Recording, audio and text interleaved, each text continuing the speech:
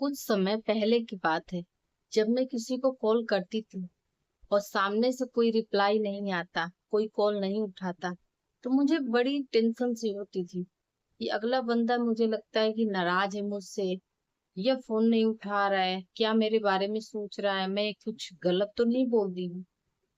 और कभी मैसेज करो रिप्लाई नहीं आता था तो मैं बिल्कुल परेशान हो जाती थी।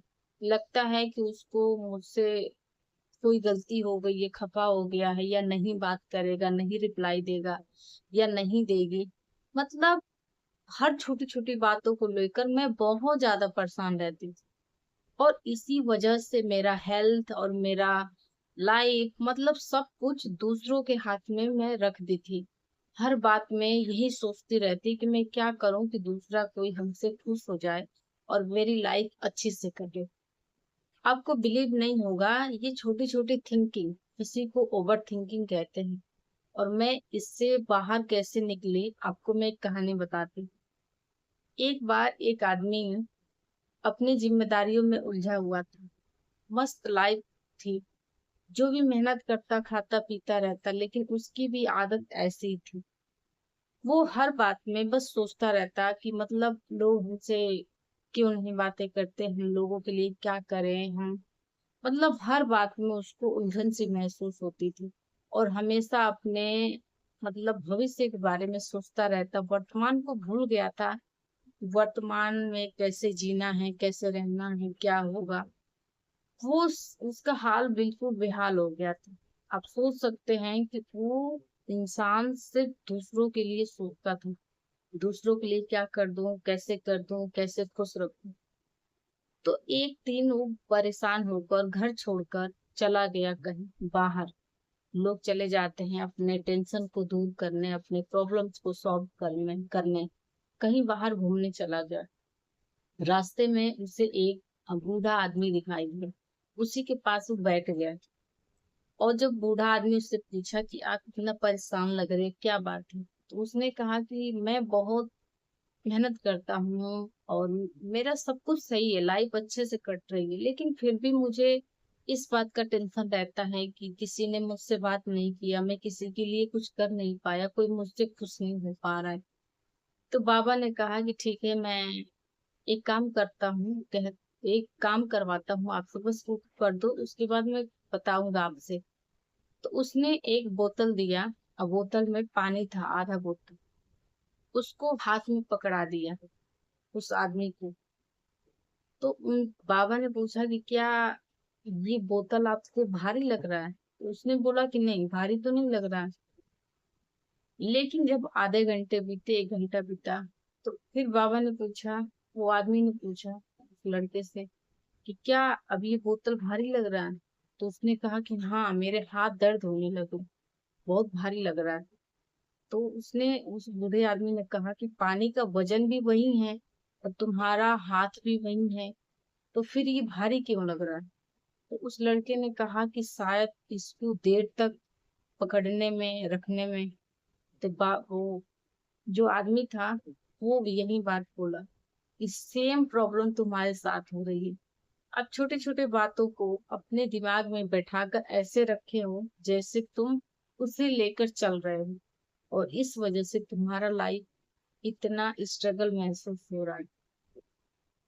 इस कहानी से बस यही सीख मिलती है कि हमारे पास जो कुछ भी है, टेंशन हो, दूसरे की बातें हो, प्रॉब्लम्स हो, जिम्मेदारी हो, सब कुछ साइड करने के बाद अपने आप को ऐसे मोमेंट में रखना चाहिए कि अपने शरीर को, अपने मन को खुश कर। हाँ, ये कहना आसान नहीं है, बहुत डिफिकल्ट है कि हर सिचुएशन में, हर प्रॉब्लम में खुद को खुश नहीं रख सकते हैं, या लेकिन हम ये तो कर सकते हैं कि दूसरे की बातों को सीरियसली ना लें। कौन क्या कह रहा है, कैसे रह रहा है, उसके लिए क्या करना है, किसी के लिए कुछ नहीं करना। जो कुछ करना है अपने लिए करना है, क्योंकि हर चीज यहाँ परमानेंट नहीं है। सब कुछ छोड़कर जाना है। अपना घर, अपना गृहस्थी, अपना परिवार, मतलब किसी का कोई भरोसा नहीं कि हाँ, कौन कितने दिन रहेगा, किसका क्या कंडीशन है। तो इसलिए लाइफ मिला है तो इसमें बस ये सोचना है कि दूसरे के बाद तो दूसरे तक ही छोड़ के खुद अपने काम पर फोकस करें। और इसमें भी एक मेरा मतलब मेरी लाइफ से जुड़ी हुई बातें आपको मैं बता रही हूँ, ये सही भी है और कुछ ही दिन पहले की है, कुछ ही दिन है, कुछ साल पहले की है। मेरी बच्ची जब 2.5 साल की थी तो मुझे डिसीजन लेना था कि मतलब मैं शुरू से ही ऐसी लड़की हूँ, ऐसी औरत हूँ, ऐसी माँ हूँ कि मुझे कुछ करने का जज्बा हमेशा रहता है। मुझे नहीं पता कि मैं प्रेग्नेंट हूँ, मुझे नहीं पता कि मेरी बच्ची छोटी है, मुझे नहीं पता कि मुझे 4 लोगों को खाना बनाना है, मुझे नहीं पता कि मुझे घर देखना है, लेकिन मुझे ये पता रहता है कि मुझे कुछ करना है। कुछ करना है तो जब मेरी बेटी 2.5 साल की थी तो उस समय मतलब मैं परेशान थी कि मैं क्या करूं, बच्ची थोड़ी बड़ी हो गई है, मैं इसको मना लूंगी। तो मुझे डिसीजन लेना था कि मुझे कुछ करना है, लेकिन कैसे करना है। प्रॉब्लम बहुत ज्यादा बड़ी थी क्योंकि उसको दवाई सूट नहीं करती थी, इस वजह से मुझे गांव में रहना था। और गांव में ऐसा कोई कोचिंग और ये सब मतलब न देखी थी, न जानती थी, और ना ही कोई जाने देता, और ना ही मेरे पास फोन था। तो मैं क्या की कि मैं ग्रेटर नोएडा में आई और एक इंस्टीट्यूट ज्वाइन कर ली इंग्लिश सीखने का। और इंग्लिश सीखी थोड़ा बहुत, उसके बाद सीखने के बाद मेरे पास फोन आ गया तो मैं फोन से कंप्लीटली सीख ली। सीखने के बाद बच्चों को ट्यूशन कराने लगी तो थोड़ा बहुत अर्निंग होने लगा। लेकिन सीखने के दौरान मेरी बेटी 2.5 साल की थी। उस दौरान कुछ लोग हमें ऐसे बोलते थे कि ये बच्चा देखने जाती है या पढ़ने जाती है, ये क्या करती है, बच्चा लेके कोई पढ़ थोड़ी पाएगा, इसको पढ़ना नहीं चाहिए, इसको बच्चे देखना चाहिए।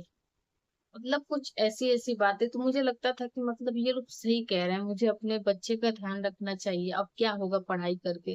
लेकिन फिर सोचती थी कि मुझे कुछ करना है, कैसे होगा, बिना पढ़े बिना जानकारी लिए तो कुछ नहीं होगा। ना ही मेरे पास फोन था, ना ही मेरे पास कोई गाइडेंस था जो हमें बताए कि हम ये करें वो करें। मुझे लगा कि करने दो, जब हम अपना काम कर रहे हैं। लेकिन उस बीच मुझे कुछ लोगों ने बहुत ही ज्यादा परेशान कर दिया था, मतलब मुंह के सामने भी बोल कर चले जाते थे। और मैं ऐसी लड़की थी कि मैं किसी का रिप्लाई नहीं दे पाती थी। बहुत ही सीधी, बहुत ही चुप्पी, मतलब बिल्कुल किसी मतलब किसी के सामने मेरा जुबान तक नहीं खुलती थी। लेकिन इस सिचुएशन में इस सिचुएशन से बाहर आने में मुझे कम से कम 3 साल लगे। जब मैं इंडिपेंडेंट हो गई, मतलब अपने पे डिपेंड हो गई कि हाँ मैं कुछ कर पा रही हूँ, मेरे पास कुछ है, नॉलेज है, या मेरे पास कुछ ऐसी शक्ति है, ताकत है जो मैं कुछ कर सकती हूँ, लोगों के बीच में मैं टिक सकती हूँ, तब मुझे मेरा ये डर खत्म हुआ। तो इस वीडियो से बस यही समझ में आ रहा है कि ओवर थिंकिंग करने से अच्छा है कि जब आपको लगे कि मैं ज्यादा कमजोर हूँ, मुझे लोग दबा रहे हैं, या मैं बहुत ज्यादा सोच रही हूँ। क्योंकि मुझे उस समय ये फील होता था कि मैं बहुत ज्यादा मतलब मुझे ये नहीं फील होता था कि मैं ओवर थिंकिंग करूँ, मुझे ये फील होता था कि मतलब ये सब बातें कैसे हटाऊं मन से, बहुत ज्यादा परेशानी देती थी। दिमाग पे हमेशा उलझने बनी रहती थी। सिर्फ किस वजह से कि खुद को कमजोर समझने से। खुद को मैं इतना कमजोर समझ चुकी थी कि दूसरे का बात हमें दबा रहा है। लेकिन जिस दिन लगा कि हाँ मैं कुछ हूँ, मैं कुछ कर सकती हूँ, कर दिखाई, तब जाके खुद पे बिलीव बढ़ा। और उन सब बातों को मैं बाय बाय टाटा। तो अगर आप भी छोटी छोटी बातों को लेकर बहुत परेशान रहते हैं, इस बात को जरूर देखिए, आजमाइए, और इससे छुटकारा पाइए। अपने आप स्किल्स रखिए, 2 से 3 4 5 सीखते जाइए, करते जाइए, क्योंकि यही लाइफ है। हर कोई सीखता है और सीखने में वक्त लगता है। तो चलिए अगले वीडियो में मिलते हैं, तब तक के लिए बाय बाय।